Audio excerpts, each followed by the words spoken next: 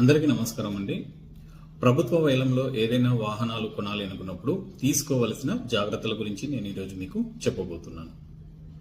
సాధారణంగా పోలీస్ శాఖ, రవాణా శాఖ, అలాగే అటవీ శాఖ మరియు అబ్కారీ శాఖ వాళ్ళు వీళ్లకు పట్టుబడిన వాహనాలని వేలం వేస్తుంటారు. వేలం వేసే ముందు ఈ వాహనాలని మేము రెండు రకాలుగా విభజిస్తాము.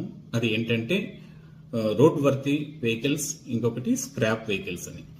ఇవి రెండు ఒకే వేలం పాటలోనే ఉంటాయి. సో మీరు కొన్నప్పుడు ఒకవేళ స్క్రాప్ వెహికల్ ని కొంటే, స్క్రాప్ వెహికల్స్ ఏంటంటే చాలా తక్కువ ధరలోనే దొరుకుతాయి మీకు.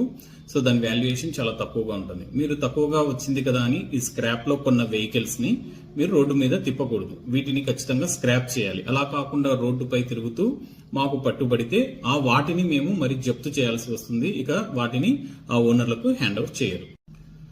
ఒకవేళ మీరు కొన్న వాహనము రోడ్ వర్తీ అయి ఉంటే మీరు బాధ్యతగా వాటిని మీ పేరు మీద ట్రాన్స్ఫర్ అయ్యేంత వరకు రోడ్డు మీదకి తీసుకురాకూడదు.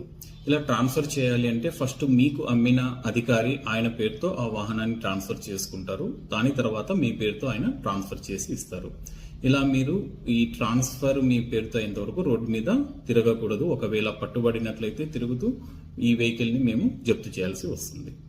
ఇక మీదట మీరు ఎవరైనా ఈ ప్రభుత్వ వేలంలో వెహికల్స్ కొన్నట్లయితే నేను చెప్పిన జాగ్రత్తల్ని చూసుకోండి. Thank you.